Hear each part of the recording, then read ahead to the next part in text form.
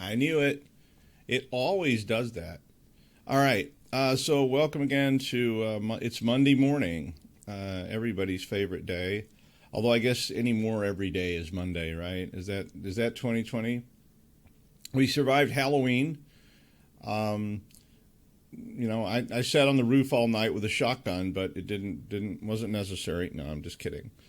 I was expecting like zombies or something. At Yeah, I mean, I thought, okay, it's 2020. It's like a full moon. Blue. I don't have any. I have zero superstitions. Okay, I have a black cat.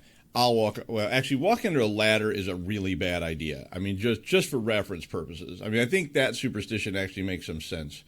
You know, I mean, you walk under a ladder. What's happening on tops of ladders? People are working with sharp objects. Putting up the walls of the castle.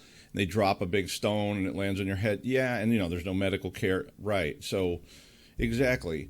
Anyway, we survived Halloween. Will we survive tomorrow? Tomorrow is the election in the United States. So, yay. Oh boy. I already voted. I voted by mail like 3 weeks ago. So, I already cast my vote. No politics. All right. So, what are we looking at? This is Kegbot single malt wine key malware serve up ransomware to hospitals. Yeah. So, there's been a huge influx this year in targets of hospitals. CISA and the FBI last week put out a whole thing about attacks on healthcare. And, I mean, despite the sort of horrible thought of it, because it's like, okay, you take out a hospital and now people die. There was a case in Germany where a woman died because, she couldn't get care at a hospital. They had to take her to another hospital further away, and she died before she could get there or something. And I mean, eventually you're going to see that here. There was a report last week about that there was at least by the time that report was written, there was 10 ransomware attacks just in the United States on hospitals that had resulted in them being shut down, and 2 more happened before I even read the story. And so my experience, which is not that in depth with hospital, I don't think I've ever, I went into a hospital once and did some stuff, and I've had family members in hospitals, and, when you're there and you're bored and you don't have anything, but they don't tend to have much in the way of security, and they've got a bunch of busy, stressed people who are, big, fat targets, and that's not a body shaming thing. It's fat in the sense of the threat surface. You can be, I'm not even starting on that, but big fat targets for people that want to spearfish you or whatever. And I don't know that much about the medical profession, but I know that med students and nurses and people, I've had family members who are nurses, work long hours. They get little sleep. They live on, a nurse was who taught me how to make nurses coffee, which is what I call it, which is where you, it's awesome, but it's probably bad for you. It's like you put 3 shots of espresso in like this. So this was the cup I learned it with. 3 shots of espresso in this cup, and then you fill the cup up with black coffee. It's awesome. I learned that at the hospital when my dad was there, and but anyway. So they're really big fat targets for this kind of stuff, and scammers have already pretty much sold their soul, and I don't believe in souls either, but you get the idiom, I hope. And basically, if once you start doing that, so a lot of us in this industry like to talk about, haha, I can play a prank on you or whatever. And that used to be the very big tradition in this industry, was that people pranked each other. They did stuff to each other. And that was kind of how I got started in security, because people did a lot of that amongst themselves. But, that's one thing. Playing a prank on writing a little piece of malware and putting it on your friend's machine, and it makes the screen go blank or something, and, you can fix it and whatever. That's a prank. It's probably a felony today, but it's still, it's a prank. But once you start going after, people for their money, and you kind of sell your soul idiomatically, and once you drain that first bank account from some, little old lady in Pasadena and her life savings is gone and you just pocketed it, you've pretty much, cashed out. And I don't think then that people like that care very much about who they target. They just go after them. Look up Scammer Revolt on YouTube. It's pretty funny if you like to watch people harass scammers. I don't know how much of it's real. I wasn't totally convinced that some of it was real. I thought it might be staged, but then again, maybe not. So what are these then? So they've got fancy names again. So Keg Tap, Single Malt, and Whiskey. So probably all written by the same Advanced Persistent Threat Group. Don't know who that is, but maybe they'll tell us. It's Mandiant is a great company. They're a very big time company, and it said they laid out the signature tactics of Keg Tap Beer Bot, Single Malt Still Bot, and Wine Key Cork Bot attacks. So this report is probably worth your time to read. I'm not going to go through all that because you can read just as well as I can, and if you want me to talk about any of those attacks more, I will. We don't have enough time here to really, dive into it, but if you want to do a special report or something, I'll be happy to talk about those. Okay, so they are Baser variants, and they act as first. So I'm going to explain, if you don't know what all these terms mean, that's okay. I mean, that's why you're in school. First stage loaders. Basically what a first stage loader is this is like a piece of malware. So most modern malware uses what I call a framework. And a framework is a versatile tool. So it's like a utility program. I've written a whole bunch of them for the legal, white hat, legal stuff. I'll caution once again and tell you, no matter what I tell you, I don't commit crimes, okay? Never have. I mean, not even when it wasn't really a crime. I logged into a few bulletin boards, and I might have done a couple of dial-outs and stuff, but, nothing that anybody would get too worked up over. And the statute of limitations has expired on that. But today we don't do any of that kind of stuff. So Baser variants, first stage loader is a framework where you can put in what you want to do. So it's a script. And like the one I have basically is a PowerShell script. And we use it all the time. You plug stuff into it and it makes those things happen. It can install me. I have a script for Mimikatz. I have scripts for Ryuk, etc. So these things are first stage loaders, which in this case are probably tools that use different vulnerabilities to get into a system. So once you get these first stage loaders in place, other stuff can be downloaded easily. And they can install Cobalt Strike, Beacon, Power Trick, whatever. Cobalt Strike. Cobalt Strike is another frameworky kind of tool that lets you do other things. So you can run Mimikatz. You can download Ryuk. You can download whatever. And what are they going to tell us what these things are? Beacon has also been used to deploy PowerLux register. Okay, blah, blah, blah. The ransomware payload to go. So these are more Ryuk distribution operations. And so Ryuk is a very powerful ransomware. It's been around a while. And it works. It's effective. I have used it on multiple. And remember, all these attacks I'm talking about are in a lab, in a controlled environment. We're running attacks on simulated companies to demonstrate and or better understand how to stop some of these things. So not attacking people in the real world. I just like to make sure I say that a lot because I don't want you to get the idea that you should ever consider this. I would strongly encourage you not to mess with things like Ryuk on any of your systems. Do them on VMs. Set up your own virtual environments, and you can run these things and play around with them too. I mean, I have sandboxes for opening spear phishing emails or whatever. So when I get one of those, I can put it in a sandbox and open it. I mean, by sandbox, I just mean a VM machine that is not connected to the internet. So I can open it in there. If it takes over the machine and ransoms it, so what? I don't care. I just delete that VM and that's the end of it. I was really hoping they were going to tell me why did they name these things something new. So they're running Ryuk.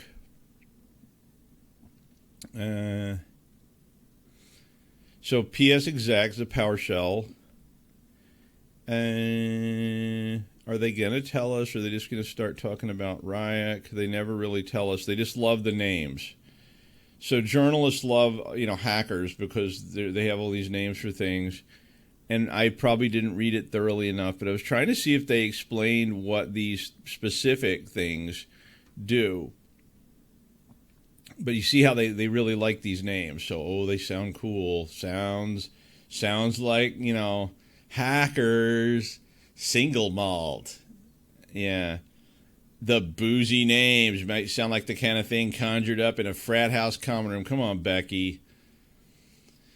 You don't have to use hyperbole to make this bad, but they do seem to be targeting healthcare. And boy, we're gonna keep using all this trite language. The shot, the chaser. Who could use a drink? Oh, come on. I'm sorry, Becky. That's bad.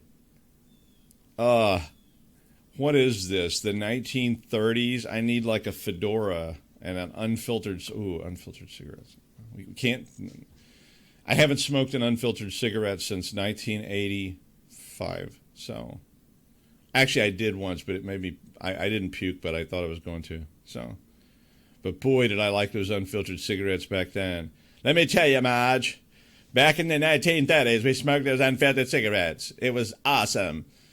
Of course, we died when we were 45 years old. Yeah, so don't smoke unfiltered cigarettes. But, I mean, I hate this cheesy language. It was a dark and stormy night. Down at the hospital, bodies were staring. Corpses were staring. People were staring bodies with corpses. Corpses with bodies. Yeah. Oh, God, I hate that when they write like that. Yeah. All right. Sorry, Becky. I mean, I think the story's okay. Otherwise, maybe Mandiant will tell us what this is. I hate clicking on stuff in here, but do I dare click on a Mandiant site? Oh, what a day! So this is FireEye. Mandiant owns them. The Unhappy Hour special. Okay, are they going to tell us what these things are? The malware families include all these things. So they have bot in the name, which can mean it's some kind of botnet. So that a botnet typically means, and botnets have gotten a kind of vague too, because it means they have a command and control server somewhere that is where a lot of stuff happens. So all they have to do is send you a link, you click it, it hits the command and control server, which is often a VM or a Azure or an Amazon machine. And then that machine may change on a rolling basis so that it's really hard to figure out where it is. And Bazer Loader, Bazer Backdoor, Team 9. So these are all just like forks. Forks. These are forks of Bazer. And so Bazer is an older piece of malware. And so let's just see if we can pull up Bazer then and not end up with me mistyping something and ending up with some kind of maybe Hungarian porn site. Oh dear, oh dear. So here's where you can get it. So this is bizarreabuse.ch. Yeah. So I'm just trying to show you how you kind of link through this. So here's a story. Oh, now we're going to get all this crap. Come on. All right. A new strain of malware. So when was this dated? So always check the dates on your stories too. So this was published in 16 July 2020. So here's the steps in research on all this crap. Check the date, because the date can matter. If this story was from 2009, it may not be germane. Although we're just trying to find out Bazer malware. Check where you're getting it from. So computerweekly.com, check the little padlock, which doesn't mean very much, but at least computerweekly.com is, like a legitimate kind of outlet of news. So be careful you're not on some QAnon site or some crazy nonsense. Yeah.